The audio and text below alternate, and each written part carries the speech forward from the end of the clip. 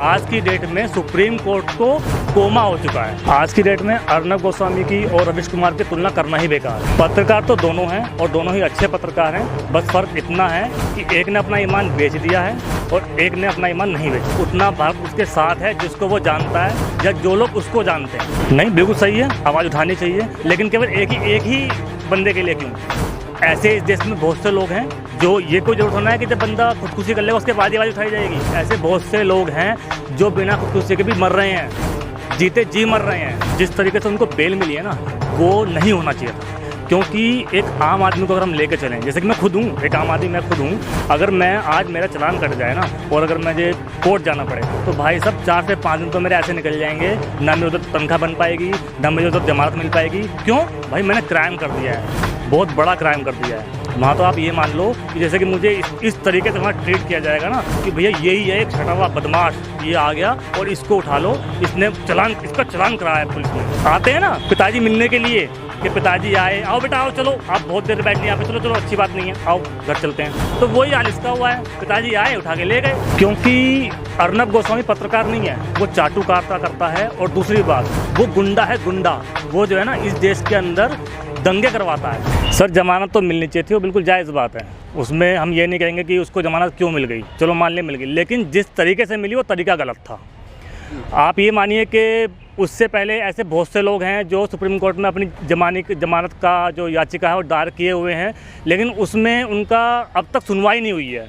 और इसको देखो, इन्होंने आज जमानत डाली है और कल इसकी अप्लाई हो गई है और इनको जमानत मिल गई। ये चीज़ गलत थी, बिल्कुल कानून के हिसाब से ये चीज़ नहीं होनी चाहिए थी। हाँ, वो एक अलग बात है कि आपने जमानत डाली, कानून के लेवल पे आप चले, वो अच्छी बात है, लेकिन तरीका बहुत गलत था। इस तरीके से जमानत नहीं मिलनी चाहिए। आज की डेट में अर्नब गोस्वामी की और रवीश कुमार की तुलना करना ही बेकार है। पत्रकार तो दोनों हैं और दोनों ही अच्छे पत्रकार हैं, बस फ़र्क इतना है कि एक ने अपना ईमान बेच दिया है और एक ने अपना ईमान नहीं बेचा। उतना भारत उसके साथ है जिसको वो जानता है या जो लोग उसको जानते हैं। उसके अलावा ऐसा मुझे लगता नहीं कि कोई और भारत होगा जो उसके साथ खड़ा होगा। आज की डेट में तो मुझे लगता नहीं था कोई भारत है। हाँ, ये ज़रूर है कि जिसका वो शो करता है और उसके साथ जो भारत जुड़ा हुआ है वो ज़रूर उसके साथ खड़ा होगा, मैं मानता हूँ। पत्रकार तो हम उसको नहीं मानते, क्योंकि आज की डेट में वो पत्रकारिता नहीं कर रहा है। आज की डेट में वो जो कर रहा है ना, उसको कहते हैं चाटुकारिता। मैं इसलिए ऐसा कह रहा हूँ वो चाटुकारिता कर रहे हैं क्योंकि इस टाइम पर वो जो कर रहे हैं ना, उसको यही कहा जा सकता है। क्योंकि वो किसी गरीब के लिए नहीं बोल रहे हैं, वो बोल रहे हैं एक बंदे के लिए जो एक उन्होंने बना रखे है कि मैं मोदी भक्त हूँ, वो बोल रहे हैं उस चीज़ के लिए। उन्होंने पत्रकारिता का मतलब ये होता है कि आप एक गरीब आदमी के लिए बोलें, आप दबे कुचले लोगों के लिए बोलें, उनकी आवाज़ उठाएं। जिन लोगों को सरकार से न्याय नहीं मिलता, कानून से न्याय नहीं मिलता, उनकी आवाज़ उठाएं। आप ये नहीं कह सकते कि भाई हम पत्रकार हैं और हम किसी एक के लिए बोल रहे हैं। क्यों बोल रहे हैं आप एक के लिए? आप किसी एक के लिए, पत्रकार जो होता है ना वो हमेशा न्यूट्रल रहता है। नहीं, बिल्कुल सही है, आवाज़ उठानी चाहिए, लेकिन केवल एक ही बंदे के लिए क्यों? ऐसे इस देश में बहुत से लोग हैं जो ये कोई जरूरत होना है कि जब बंदा खुदकुशी कर लेगा उसके बाद ही आवाज़ उठाई जाएगी। ऐसे बहुत से लोग हैं जो बिना खुदकुशी के भी मर रहे हैं, जीते जी मर रहे हैं। उनके लिए कोई क्यों नहीं करता? उनके लिए वो क्यों नहीं करता? इसी में तो कहते हैं कि वो बंदा चाटुकारिता का काम करता है, वो बंदा पत्रकार है ही नहीं। पत्रकार अगर वो होता ना तो आज की डेट में हमारे आसिफ जी हैं, जिन्होंने अभी उनकी हमने कल खबर सुनी थी उनकी भी कि उन्होंने ऐसे खुदकुशी की है, तो वो नहीं है क्या? वो भी तो एक इंसान थे, वो भी तो एक्टर थे। उनकी खबर उन्होंने क्यों नहीं उठाई? वो इसीलिए नहीं उठाई क्योंकि मुस्लिम है, वो इसीलिए उन्होंने उनकी खबर नहीं उठाई। क्योंकि जिनकी चाटुकारिता करते हैं ना, वो खुद ही हिंदू मुस्लिम की बहुत ज़्यादा बड़ाई करते हैं। जिस तरीके से उनको बेल मिली है ना, वो नहीं होना चाहिए था। क्योंकि एक आम आदमी को अगर हम लेकर चलें, जैसे कि मैं खुद हूँ, एक आम आदमी मैं खुद हूँ, अगर मैं आज मेरा चालान कट जाए ना और अगर मुझे कोर्ट जाना पड़े तो भाई सब 4 से 5 दिन तो मेरे ऐसे निकल जाएंगे, ना मेरे उधर तनख्वाह बन पाएगी, ना मुझे उधर जमानत मिल पाएगी। क्यों भाई? मैंने क्राइम कर दिया है, बहुत बड़ा क्राइम कर दिया है। वहाँ तो आप ये मान लो कि जैसे कि मुझे इस तरीके से वहाँ ट्रीट किया जाएगा ना कि भैया यही है एक छटा हुआ बदमाश, ये आ गया और इसको उठा लो, इसका चालान कराया है पुलिस ने। लेकिन ये कोई नहीं देखेगा कि वो चालान किस बिहाफ पे किया गया है, क्यों किया गया है, कोई मतलब नहीं है। लेकिन देखो एक बंदे को कितने प्यार से ऐसे लोग निकाल कर ले जाते हैं, जैसे कि आते हैं ना पिताजी मिलने के लिए कि पिताजी आए, आओ बेटा आओ, चलो आप बहुत देर बैठ लिए यहाँ पे, चलो चलो अच्छी बात नहीं है, आओ घर चलते हैं। तो वही हाल इसका हुआ है, पिताजी आए उठा के ले गए। हमारे पीछे पूछने वाला कौन है? हमारे पीछे पूछने वाला कोई नहीं है। और कानून की अर्थव्यवस्था तो इस तरीके से हो चुकी है कि आज की डेट में कि बस ये किस तरीके से चल रही है और वो कब चली जाए चलते चलते कुछ नहीं कह सकते। जिसे कहते हैं ना, पहले क्या था, एक सरकार थी, एक कानून था, उस वक्त कानून पे भरोसा था। आज की डेट में सुप्रीम कोर्ट को कोमा हो चुका है, और कोमा भी इस तरह का नहीं हुआ, इस तरह से हुआ है कि वो उसको कुछ होशो हवास ही नहीं है, बिल्कुल डेड वाली स्थिति आ चुकी है। बस जो भी आता है पेपर दिखाता है, साइन करवाता है, चला जाता है।